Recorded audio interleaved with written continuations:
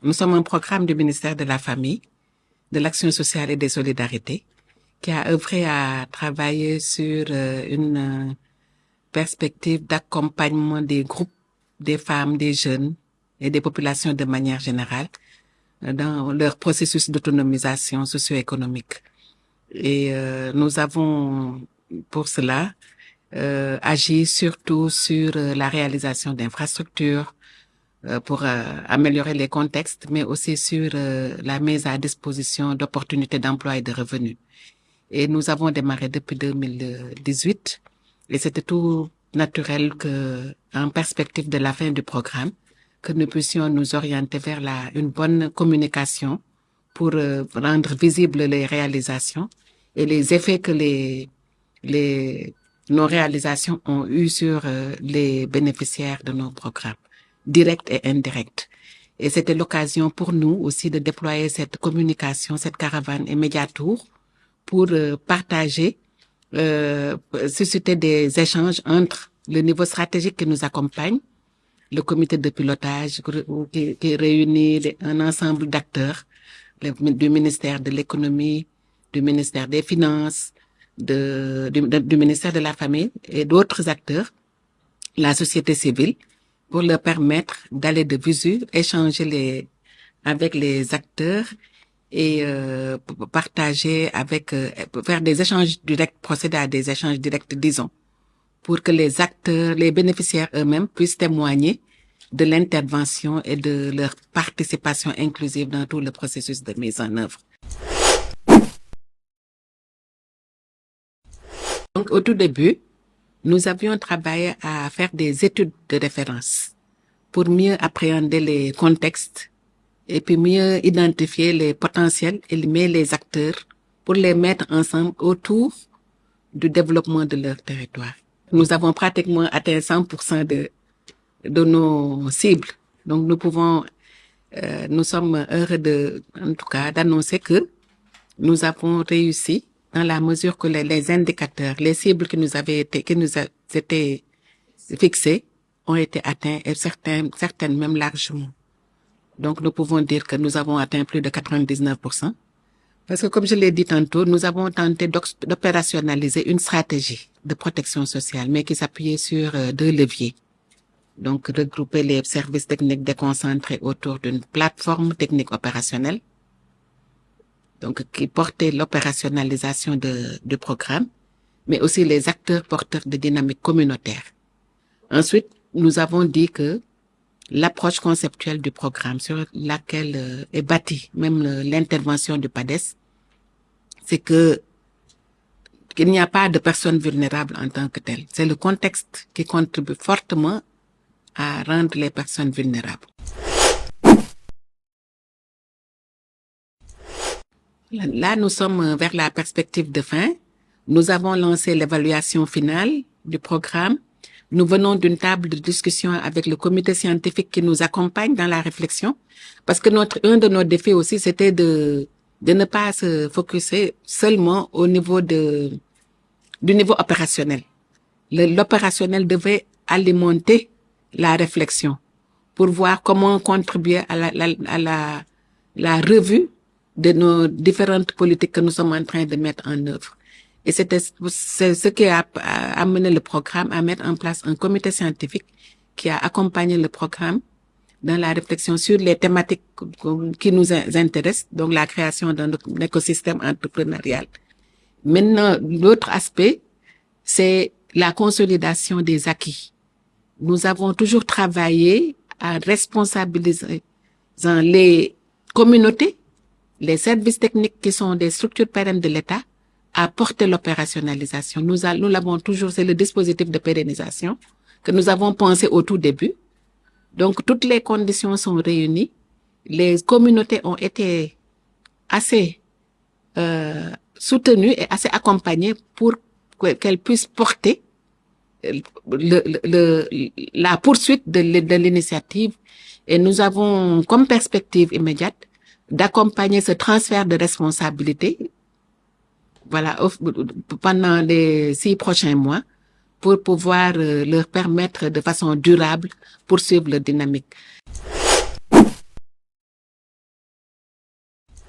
Nous pensons, nous avons la ferme conviction que le développement endogène est possible. L'essentiel, c'est de réfléchir et de faire contribuer à tous les acteurs, faire contribuer tous les acteurs sur à la réflexion sur la mobilisation des ressources endogènes. C'est-à-dire qu'il faut aller vers une meilleure organisation des ressources pour plus d'efficacité.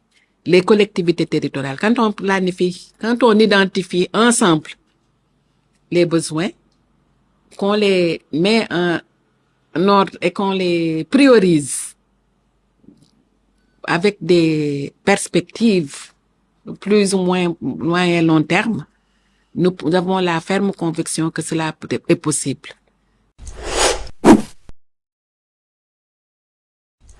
Nous sommes dans 27 communes prioritaires. Nous avons 11 centres d'éveil communautaires, donc pour la petite enfance. Nous avons 12 écoles élémentaires. 12 écoles élémentaires. Et nous avons 6 maisons de la femme et 18 postes de santé. Et nous, d'une zone à une autre, nous voyons les réalités, des réalités différentes. À Sédhiou, où il y a 16 infrastructures, à Sédhiou, les 10 sont des infrastructures scolaires. 3 postes de santé et 3 maisons de la femme. Contrairement à Kaolack, où nous avons plus d'infrastructures sanitaires. Donc ça peut nous questionner. Parce que là-bas, c'est plus des problèmes liés à la résorption des abris provisoires. Toutes les écoles que nous avons réalisées n'étaient pas des créations nouvelles, c'était des abris provisoires. Et en dehors de ces, nous avons 711 projets, tout guichet confondu, exception le guichet social, le guichet zéro. Donc, pour un coût global de 2 milliards 200 et quelques. Voilà, c'est des projets économiques. Ça peut être des unités de transformation, ça peut être des périmètres maraîchers, ça peut être des activités, le commerce à Dakar, l'artisanat. Cette plus-value, c'est cette appropriation par les communautés elles-mêmes et par les collectivités territoriales qui les portent et qui nous rassurent dans la durabilité de notre intervention. Et c'est cela qui nous permet de dire que nous avons la ferme conviction que depuis le PIDES, qui a pris fin en 2018, nous avons des initiatives du PIDES qui continuent de se déployer. Les infrastructures du PIDES qui sont toujours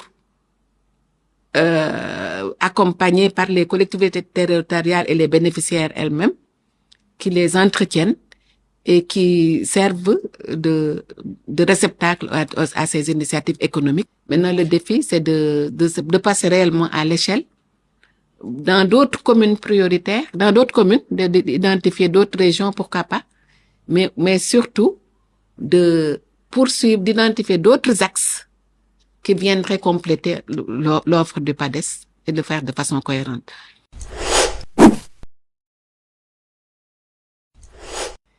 Je crois que de notre point de vue, nous avons la demande, elle est forte, elle est extrêmement forte, même au sein même de nos communes d'intervention.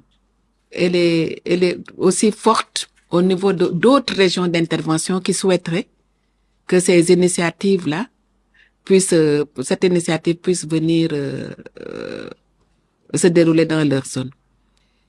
Et je pense que l'intérêt du PADES, c'est le fait que nous puissions avoir au sein d'un même programme, qu'on puisse adresser des questions liées à la construction, la réalisation d'infrastructures, l'équipement d'infrastructures, mais qu'on puisse gérer différentes catégories de cibles et les mettre tous en cohérence. Je pense que c'est ça l'intérêt particulier et c'est ça qui facilite la visibilité des effets sur le territoire. Par exemple, quand nous allons à Guinguinéo, nous voyons dans un centre d'éveil communautaire que le PADES a réalisé dans le Guinguinéo, nous voyons des communautés. À une de nos visites de supervision, nous voyons une cantine scolaire qui a épousé la même couleur du modèle architectural que du PADES.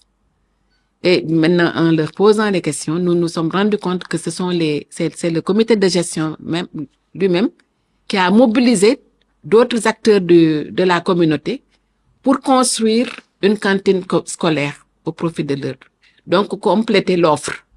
Et c'est ça que nous voulons, des communautés qui prennent conscience de leurs propres besoins et qui initient. Et c'est ce que nous appelons nous des bonnes pratiques. On initie et maintenant à charge pour les communautés de savoir comment mobiliser et comment compléter.